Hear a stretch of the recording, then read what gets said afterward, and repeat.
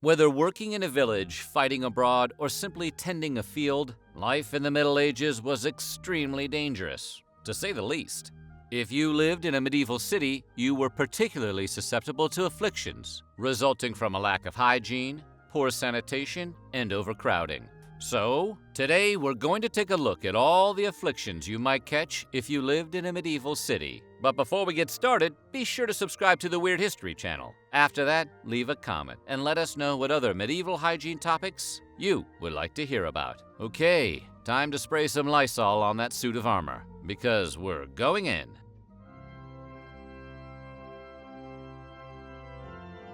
Even though we know the condition is caused by the Mycobacterium leprae bacteria, leprosy is arguably still as misunderstood today as it was during the Middle Ages. Now called Hansen's disease, leprosy results in skin lesions and nerve damage that can impair a person's eyes and limbs. Leprosy develops slowly, and visible symptoms can take decades to manifest.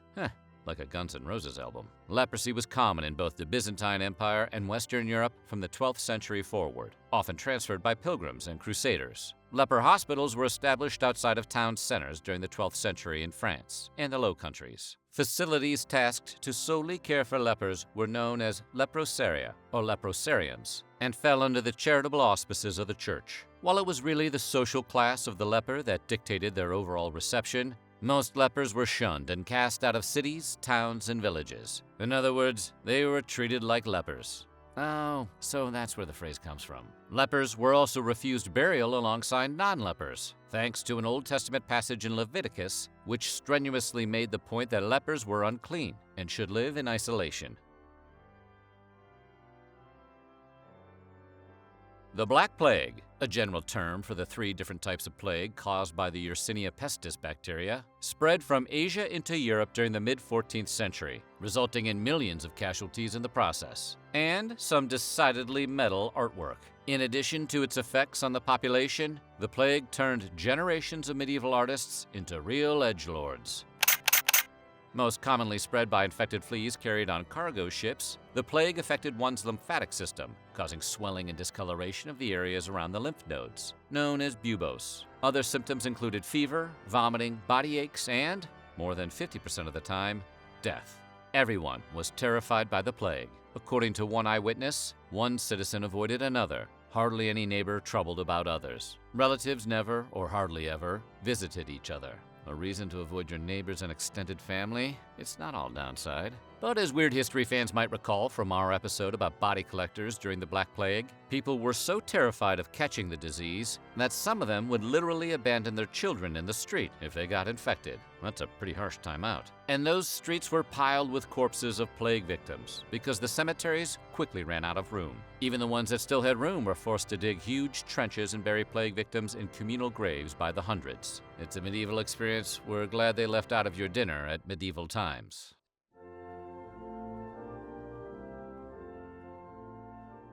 St. Elmo's Fire was a 1985 coming-of-age film starring Brat Pack actors like Emilio Estevez and Demi Moore. St. Anthony's Fire, on the other hand, was a sickness caused by eating grains contaminated with a Claviceps purpurea fungus, also known as ergotism. The ergot fungus grows on moldy grains and, once ingested, can cause redness, swelling, and gangrene. Rye was produced and consumed in large quantities by the poor and was especially susceptible to the ergot fungus. So the disease affected the lower classes in the greatest numbers. Yet another reason it was tough to be ye olde poor. When one was first struck with St. Anthony's Fire, red spots appeared on the flesh. The initial burning soon became excruciating as limbs swelled. People often hallucinated, with some believing they were in a fight with the devil. Sometimes people had convulsions, but as their extremities began to rot, toes, fingers, ears, and even arms or legs could actually fall off. In 944 CE,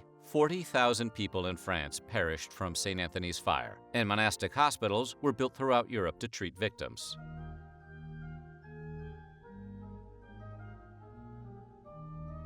Like many diseases of the period, tuberculosis mostly afflicted poor town dwellers living in less than hygienic conditions. Surprise! Called the White Plague, consumption, or King's Evil during the Middle Ages, symptoms of tuberculosis include a fever and persistent coughing that can result in expressing white phlegm or blood. It's It's also known to have developed in a memorable character performance by Val Kilmer. When the lymph nodes in one's neck become enlarged, the disease is also called scrofula. Tuberculosis was believed to be contagious, but there were assertions that royalty could cure the disease with a simple touch. Spoiler alert, they couldn't. Nonetheless, as early as the 11th century, King Edward the Confessor in England and Philip I in France conducted ceremonies to touch individuals suffering from scrofula. Those touched by the king's grace received touch pieces, or gold coin amulets, signifying the event, like a space shuttle pin you might get when visiting Cape Canaveral. Only this one was supposed to signify that you had been cured of disease, which, to reiterate, you hadn't been.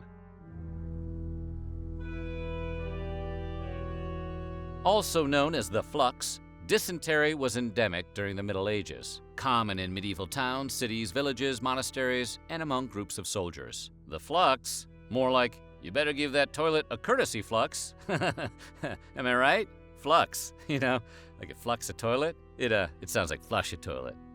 Wow, tough crowd. Dysentery is spread by bacteria or parasites in water or contaminated food and causes bloody diarrhea, fever, and dehydration. Saint Martin, Bishop of Tours, described his own bout with the disease as so bad that he completely gave up any hope of living. Okay, that's why the flux gag didn't land. Nobody really knew what caused dysentery during the Middle Ages, and it was one of those diseases that didn't just stick to the poor, a fact 15th century Italian polymath Girolamo Savonarola made clear when he observed that pestilential dysentery affected not only in the same house, but also in the entire locale, and with the affliction moving from a child of 10 or 15 to a sexagenarian. Proving his own point, Savonarola himself came down with dysentery in 1495.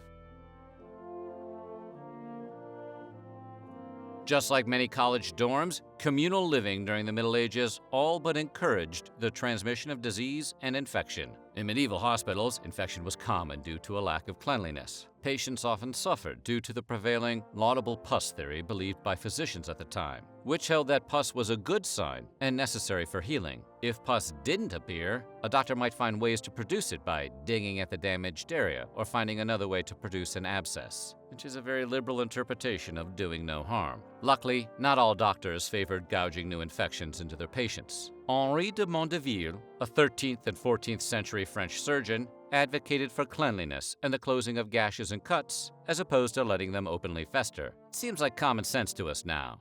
But back then, people probably thought he was a maniac for even suggesting it. Mondeville even went so far as to recommend using wine as a disinfectant. The bonus of all that wine is that if the surgery goes poorly, neither you or the patient will care too much. While its broader origins remain contested, syphilis had hit Europe by the late 15th century. In 1495, French soldiers were said to have contracted the disease during the siege of Naples, where it may have been widespread since as early as 1429. That must have been some siege. Spanish physician and scholar Gaspar Torrea wrote about syphilis in the 1490s, describing the ulcers and swelling that could affect one's genitals before other pains, pustules, and maladies appeared. He dedicated the work to Cesare Borgia, a Valencian military leader and statesman, because it was Borgia's affliction that brought the disease to light for the doctor. And who doesn't want their name forever linked to syphilis? Smallpox declined during the Middle Ages, but just like the McRib, it didn't disappear completely. As a disease that had been around for millennia, a portion of the population had built up an immunity by the 14th century, but plenty were still vulnerable to it. As early as the 9th century, Islamic scholar Abu Bakr Muhammad ibn Zakaria al-Razi wrote a medical treatise on smallpox and measles, describing symptoms and treatments for both. The two diseases had previously been lumped under the larger category of rashes. However, al-Razi determined that measles was not as serious as smallpox, and they had different causes. He described the symptoms of smallpox as fever, back pain, and restless sleep. A person would feel swollen and their skin would be inflamed, followed by lethargy, throat pain, and thick throat saliva that could affect breathing and speaking. Al-Razi believed the best way to treat smallpox pustules was to wrap, rub, steam, purge, and bleed the afflicted individual. The smallpox vaccine was still about 1,000 years away, so beating the hell out of a victim might have been slightly better than nothing.